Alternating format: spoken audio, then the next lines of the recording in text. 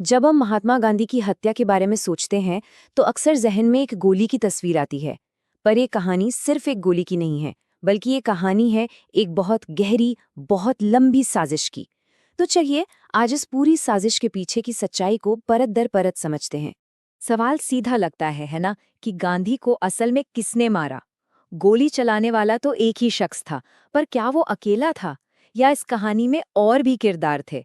सच कहूं तो इसका जवाब उतना आसान है नहीं। जी नहीं, ये कोई अचानक गुस्से में उठाया गया कदम नहीं था। ये एक बाकायदा प्लान की गई साजिश थी जो 1 साल से भी ज्यादा समय से चल रही थी, और इसमें कई लोग शामिल थे। आज की इस पड़ताल में हम कहाँ जाएंगे? हम शुरुआत करेंगे एक अधूरी कोशिश से, फिर मिलेंगे इस साजिश के मुख्य किरदारों से, देखेंगे कि उनका एक प्लान कैसे फेल हुआ, और फिर उस आखिरी दिन असल में क्या हुआ था। और अंत में ये सवाल भी उठाएंगे कि क्या ये वाकई गांधी की हार थी या उनकी जीत। तो चलिए कहानी की शुरुआत करते हैं, लेकिन हम 1948 से शुरू नहीं करेंगे। नहीं, इस साजिश की जड़ें कहीं ज्यादा गहरी और पुरानी हैं। सोचिए, साल था 1944, जुलाई का महीना। पंचगनी में नाथूराम गोडसे ने गांधी पर चाकू से हमला करने की कोशिश की थी। उसे पकड़ लिया गया, लेकिन गांधी ने क्या किया? उन्होंने उसे माफ कर दिया और कहा, आओ मुझसे बात करो। पर गोडसे ने यह मोटा ठुकरा दिया। ये शायद पहला बड़ा इशारा था जिसे नजरअंदाज कर दिया गया। तो अब सवाल ये उठता है कि इस पूरी साजिश के पीछे कौन कौन से चेहरे थे। चलिए इन किरदारों को जरा करीब से जानते हैं।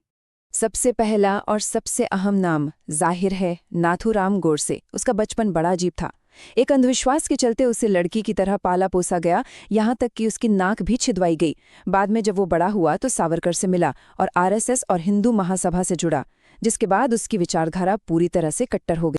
लेकिन गोडसे अकेला नहीं था। उसका एक बहुत करीबी साथी था, नारायण आप्टे। वो भी सावरकर का ही अनुयायी था। आप्टे और गोडसे ने मिलकर अग्रणी नाम का एक अखबार भी निकाला, जिसमें वो गांधी के खिलाफ जमकर नफरत भरे लेख छापा करते थे। और फिर आता है तीसरा अहम नाम, विनायक सावरकर।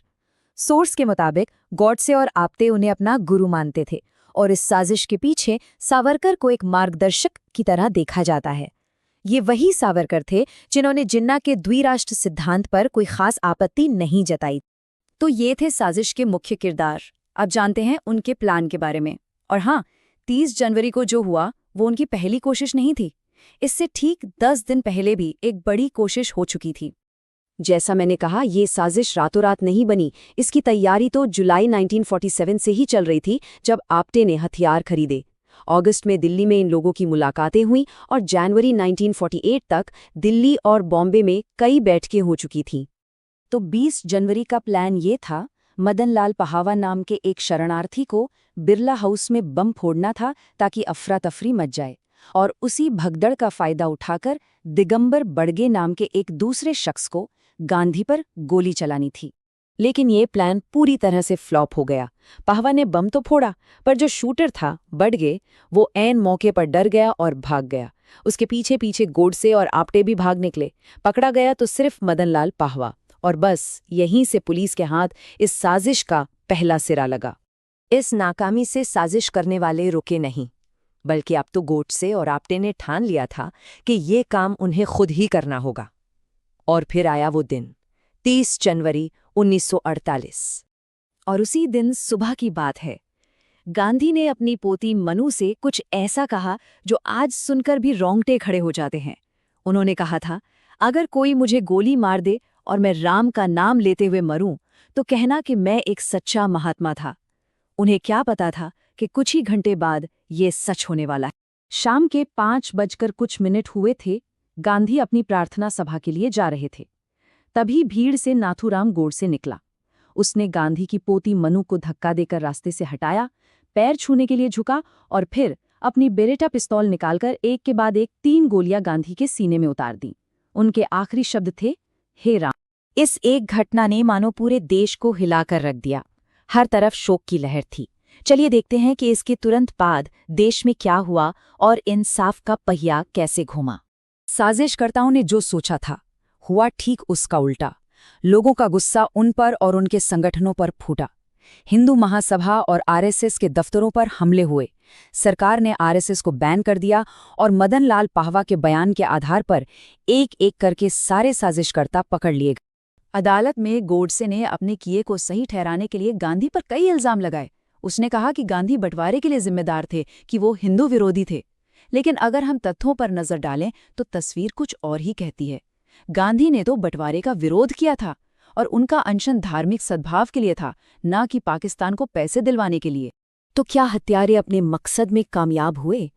क्या गांधी की विचारधारा उनकी मौत के साथ ही खत्म हो गई, या फिर कहानी में एक और मोड़ बाकी था? अदालत का फैसला आया। नाथूराम गोडसे और नारायण आप्टे को मौत की सजा मिली, जबकि 5 और लोगों को उम्र कैद हुई। वीरी सावरकर को सबूतों की कमी की वजह से बरी कर दिया गया। ये तब हुआ जब उनके सचिव और बॉडीगार्ड ने पुलिस को उनके खिलाफ बयान तो दिए थे, पर अदालत में गवाही देने नहीं आए। और अब सुनिए इस कहानी का सबसे बड़ा विरोधाभास। गोडसे और आप्टे को मौत की सजा से बचाने के लिए उनके समर्थकों ने उन्हीं गांधी के सिद्धांतों का सहारा लिया जिनकी उन्होंने हत्या की थी। उन्होंने अपील की कि गांधी तो खुद मौत की सजा के खिलाफ थे, इसलिए इन दोनों को माफ कर दिया जाना चाहिए। आखिर में गोडसे और आप्टे को फांसी दे दी गई। लेकिन विडंबना देखिए, एक गोली ने गांधी के शरीर को तो खत्म कर दिया, पर उनके विचारों को, उनकी विचारधारा को हमेशा के लिए अमर कर दिया। शायद इसीलिए एल्बर्ट आइंस्टाइन ने कहा था कि आने वाली पीढ़ियां शायद ही यकीन कर पाएंगी कि हाड़ मांस का ऐसा कोई इंसान कभी इस धरती पर चला भी था। ऐसे ही नवीनतम वीडियो के लिए चैनल को लाइक, शेयर और सब्सक्राइब करें। धन्यवाद।